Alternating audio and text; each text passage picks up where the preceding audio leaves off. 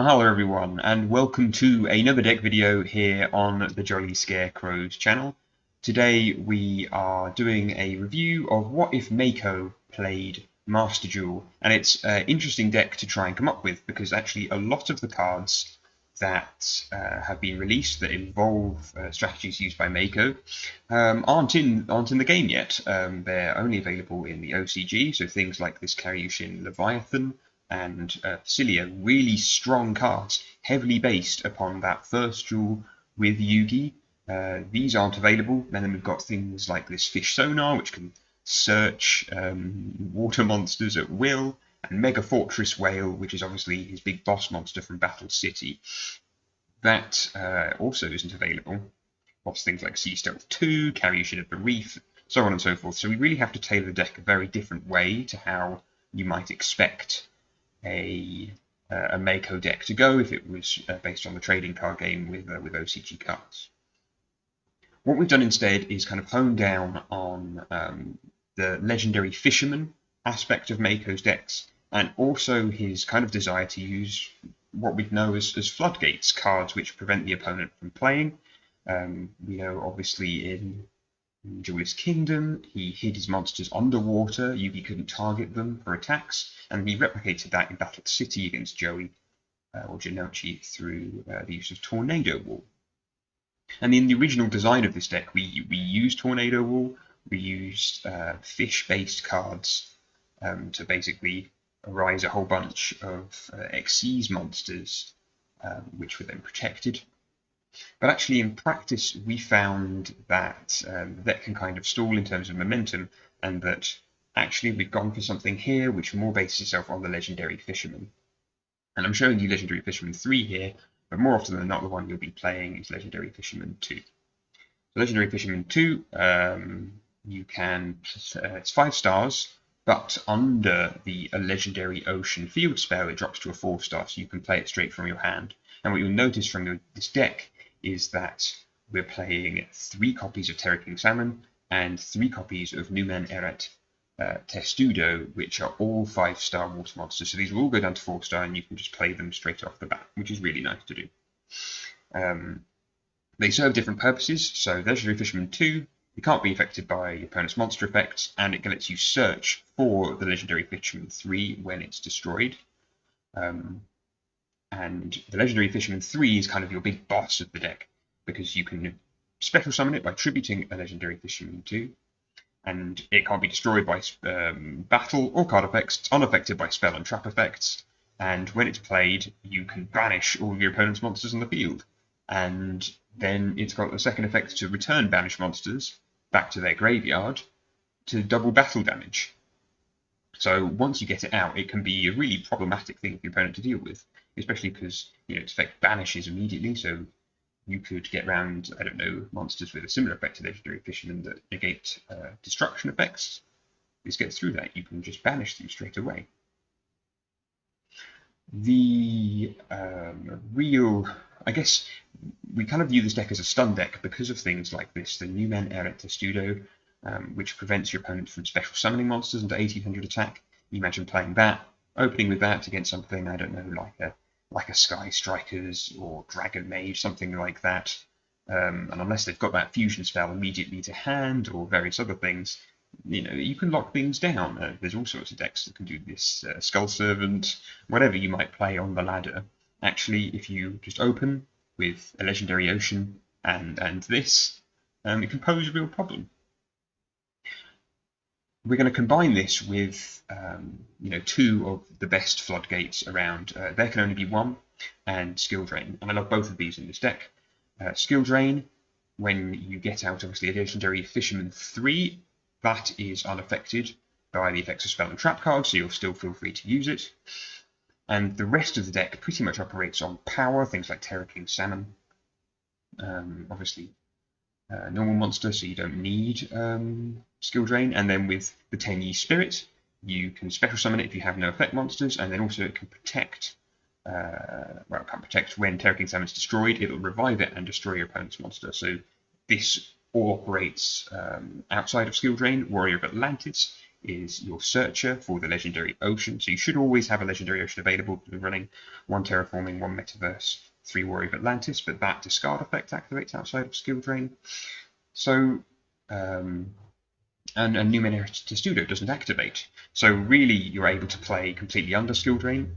I love there can only be 1 in this deck because of how much variety there was in Mako's deck in terms of different types. So you can go from fish, aqua, sea serpent, warrior. In this, we're using worms as well. So basically, you can play all of your cards, and you can often shut down some opponents' decks really easily with there can only be 1.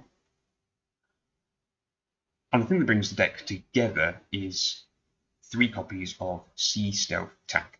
So when Umi's on the field, it gets this effect where you can banish 1 of your water monsters, and it prevents your face-up spell and traps being destroyed.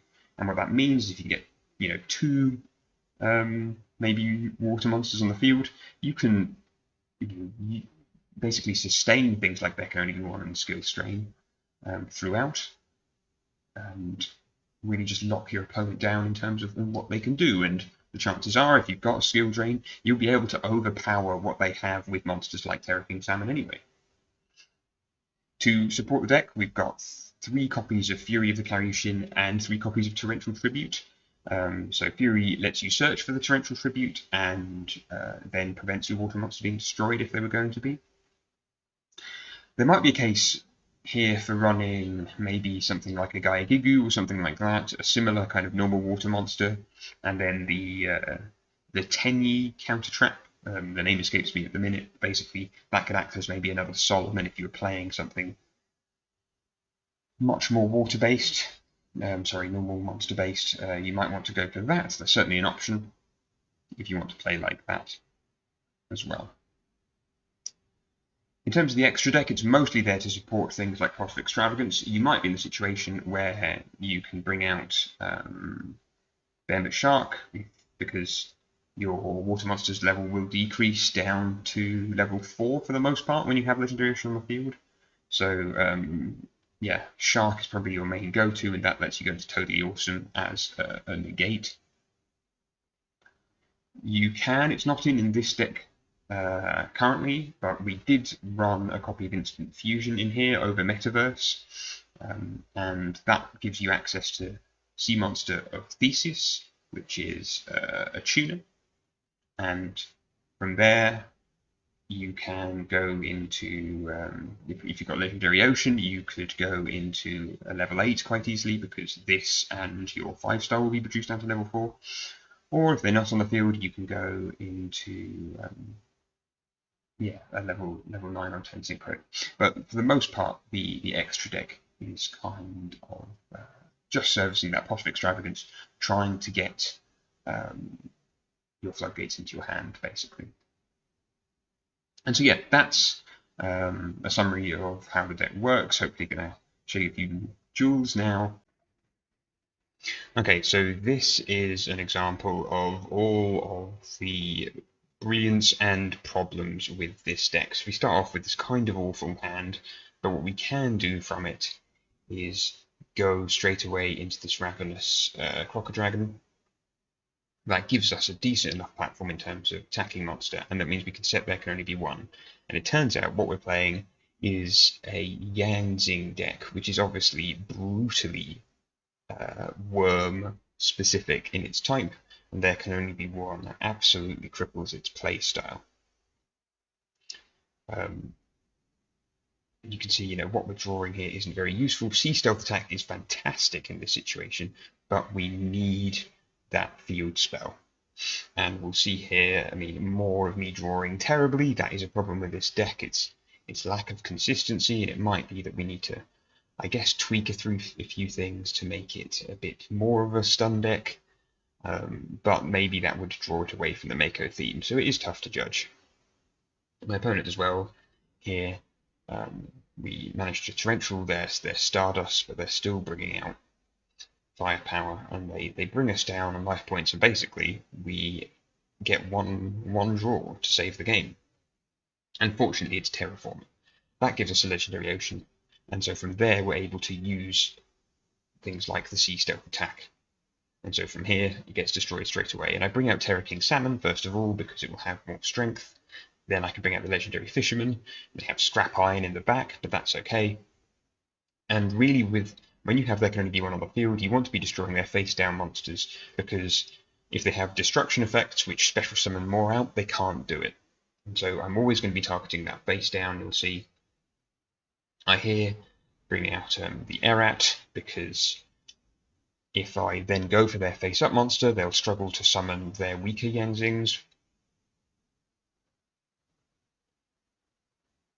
At this point I go in for their main monster because I know I can kind of eliminate their field, and because I can see that their field spell, their continuous spell in the back is going to activate. That's going to destroy all my cards on the field, so I need to set up for this correctly. So I bring out Behemoth Shark and Totally Awesome. Here I should have got rid of Totally Awesome. I don't. And that, that's a bit of a misplay, but it doesn't matter so much. So there you can see I banished a monster and saved my 3 most important spells and traps from being destroyed. There can only be one Sea Stealth attack in the Legendary Ocean, and so now I'm still preventing them from playing monsters, and I'm still able to protect my spells and traps with Sea Stealth attack.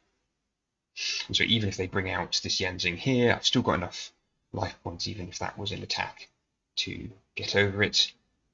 The Behemoth Shark comes back, I can play more copies of the Legendary Fisherman, and then I can just continue to pulverize them, essentially with all this advantage that I've been able to generate. They bring back Spark Dragon, which is able to stall for a bit. Obviously, as soon as it goes there to try and target my monster for an attack, I can just simply banish it with the Sea Stealth's other effect, and it will always just come back to me. And from here, it's a kind of gentle cruise to victory through the power that I've got on the field, and there can only be one. As you can see here, Sea Stealth attacks other effect, and then they surrender. And so yeah, that's I guess a really nice little summary on the problems with this deck, but also how it operates. One thing I should note at the end there was that I couldn't play the Legendary Fisherman 3, even if I wanted to, because there can only be one prevents you from playing another of the same type, and so I can't overlay my a warrior on top of the other warrior, even if it was going to be tributed. So yeah, hope you enjoyed that replay. And yeah, talk you through this in action. Thank you very much for watching, and we'll see you for the next deck video.